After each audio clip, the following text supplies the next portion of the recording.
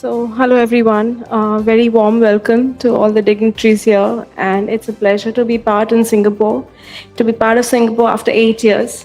I left Singapore on somewhere in 2018, trying to go back to my country. It was a full circle moment then, uh, and it's a full circle moment again today. I have been having such moments quite often in the last few years, so it's been very surreal in more than many ways, not just academically, but also professionally and personally as well. So I found my ikigai here in Singapore when I was leaving, and I took a calling back in 2004 when I started my journey in cybersecurity.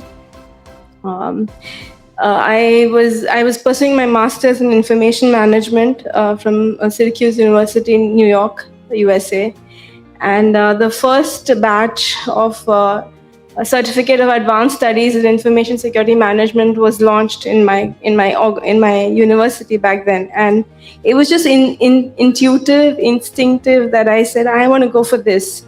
So I left all my coding, which I was doing in C++ back in engineering. I'm a computer engineer, and I said I want to secure IT. So we have so much of applications, so much of infrastructure supporting so many businesses. Everybody is back behind the e-commerce.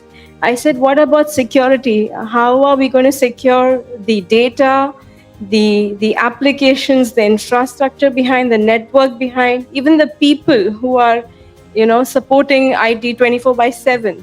So that's where the whole journey began. And last year in December, I've contributed for the last 20 years in this space, and it was a real milestone for me when I went back to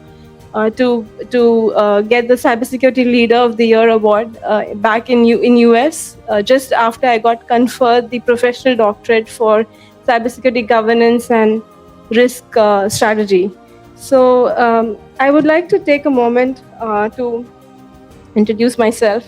I'm a cybersecurity risk strategy leader, you would know by now, but I'm also an author in making. It's my first book going to be published early next year.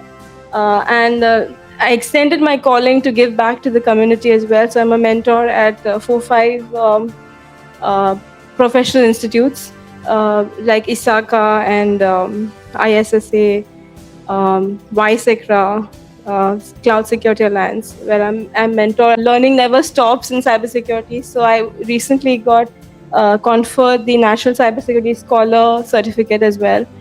This is for building future cybersecurity leaders back in India. So we have a cohort of 300 to 200 participants in every cohort. There are about 30.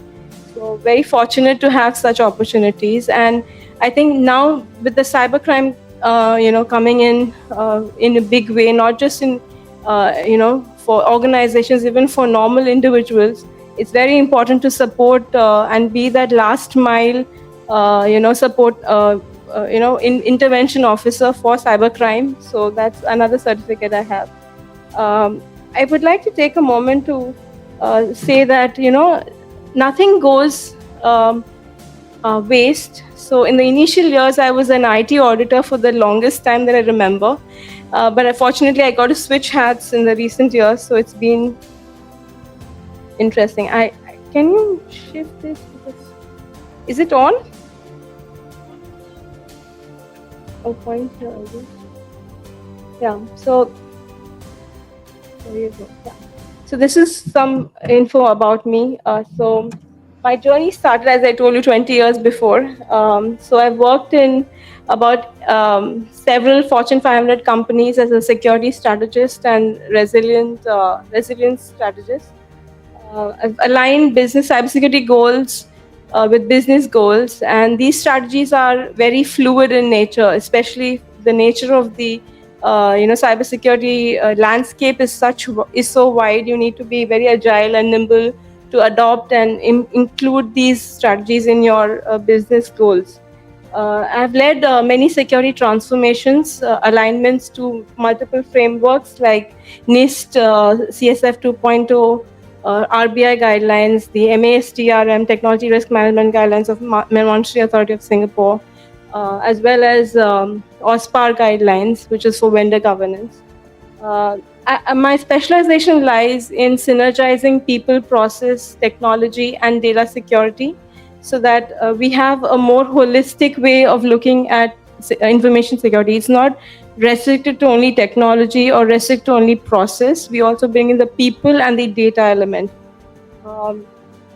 So I think that talks about where the strength is. But where I learned most of my skills was actually here, where I said, okay, I am an expertise professional in cybersecurity strategy and regulatory audits, compliance audits, third-party risk management. But then I was like, I want to get into operations where the actual work happens. You implement tools, you implement technology, you do the stress testing, the regression, and all of that. So I took up IT operational risk as another vertical when I was here, as well as in India. And I also led efforts as an InfoSec PMO as well in the CISO office. So when I was heading back to India, I was like, these are my strengths. But that's when I was introduced to the concept of Ikigai in 2017 when I was planning my move back. I said, I want to align this to see what value can I bring back going home. Like I've been away from home for 10 years, studying sometimes working abroad in Singapore or in London or even in US for a brief time. So I said, I want to know where are my strengths and how I can align it to what is required in India at that point in time. And I could see, jobs which were non-existent when I was leaving India. So I said, now is the time I optimize. So I focused on these other pillars like governance, risk, compliance. So I have the last 8 years have been in governance, risk, and compliance. So my book also talks on governance, risk, and compliance in IT and cybersecurity. Data privacy, it's catching up a lot. Although it was always there, we always shared data even before, but now there are multiple streams of data. There's like digital data, there's physical data, there's metadata, so it's even more complex now. Cloud security is something I picked up when I was relocating. I did a master's in cloud security when I was moving back. And fortunately, within a few years, I was auditing cloud environments. So that's where I was able to give back from what I learned. The buzz, as we say now, AI governance. And of course, I have been fortunate to have opportunities to lead BCP and disaster recovery efforts as well. So this is a little bit about me. You'll find posts on LinkedIn where I have aligned my Ikigai finally. And it's still growing, by the way. I'm reinventing myself almost every day.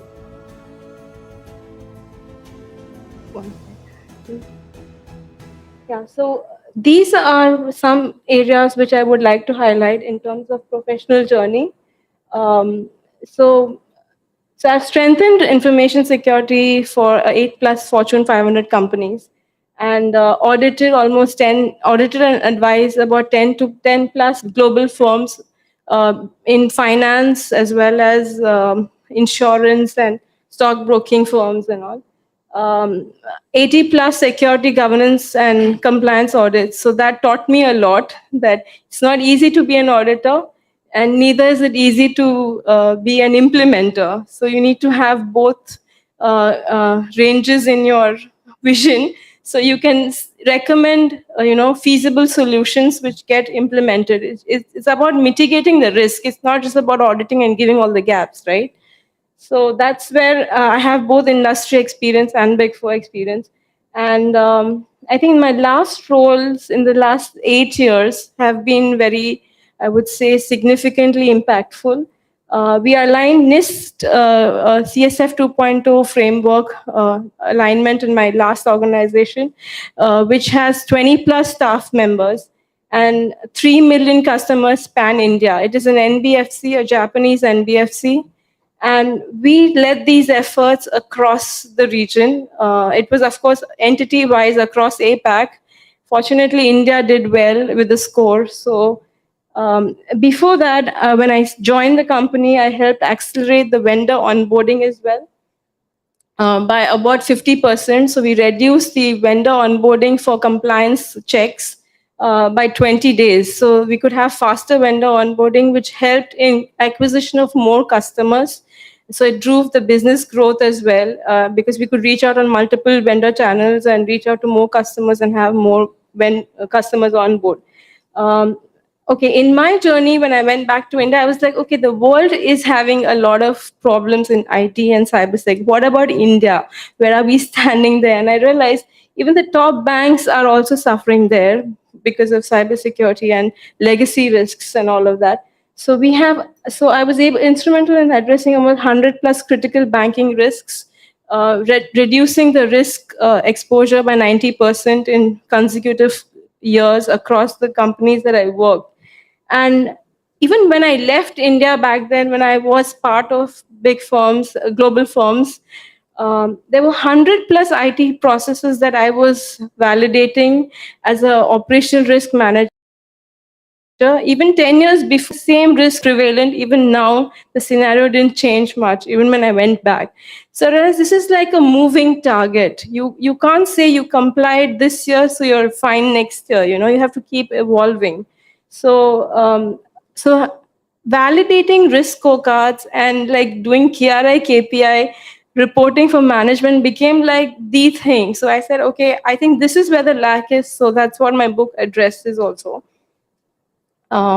So yeah, in terms of regulatory compliance, I've also had ISO 27001 readiness for 20 plus business functions in my previous role.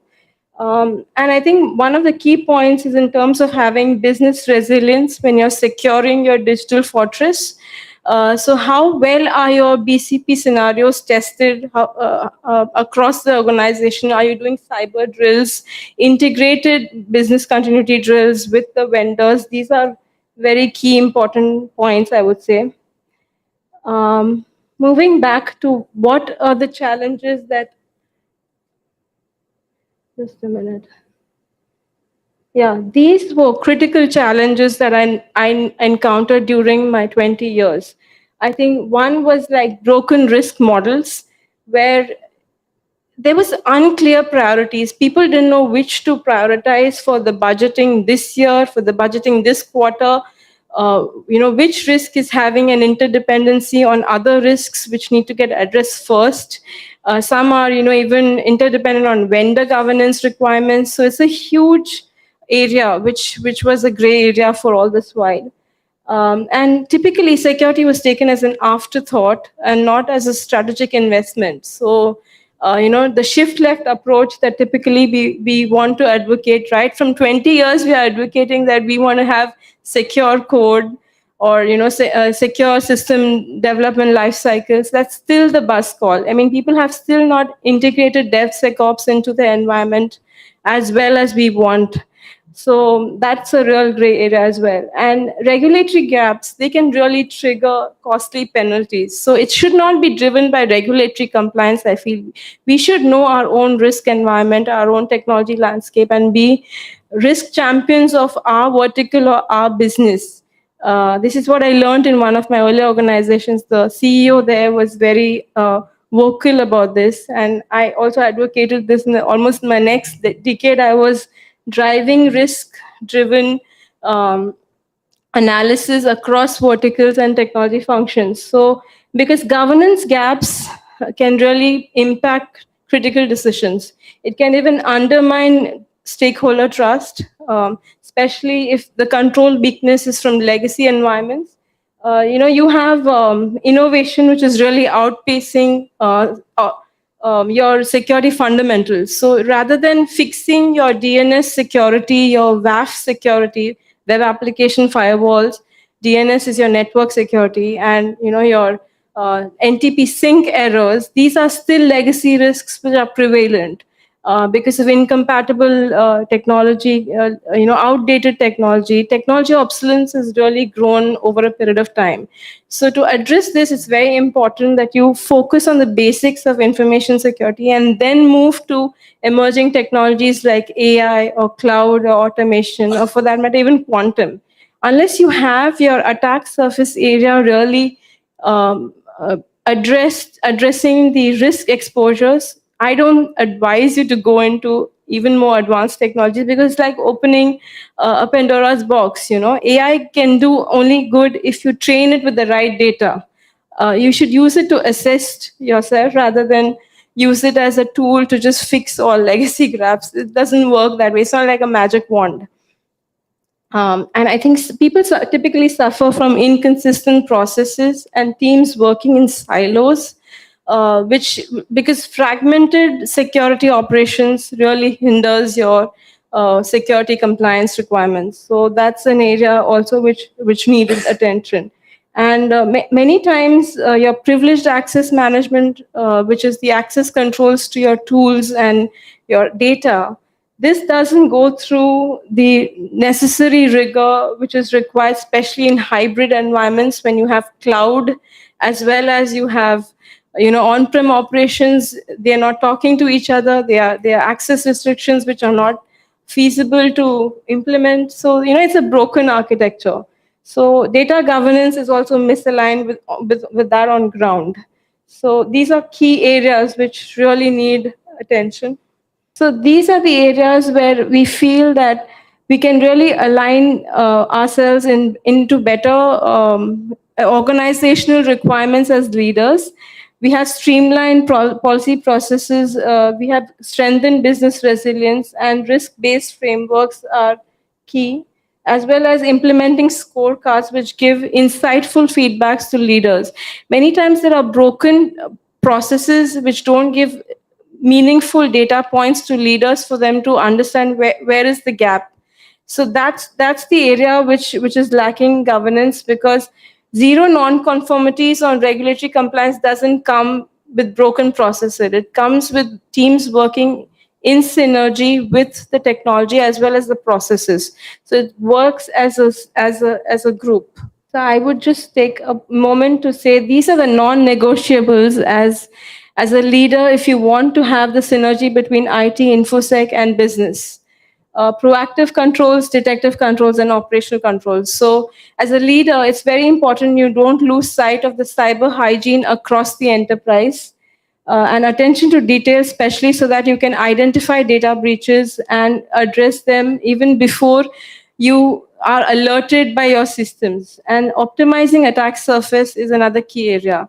So the four important 4 C's that I feel is clarity, consistency, collaboration, and communication for all leaders, especially in cybersecurity, because the clock is ticking from the time you're already compromised. So the earlier you are clear on what are the jewels you want to protect in your organization, the faster you can collaborate and communicate and address them.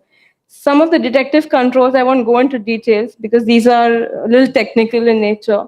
But yes, having the right insights is what drives better decisions, especially in endpoint visibility, because the attack surface is expanding as we speak. So the more we know about where are the ingress points, that's the only way we can address these gaps. Operational controls, I've already spoken a lot about them. So I think you would know where the real problem is. So you'll find my details here if you need to contact me for future. So thank you for your time.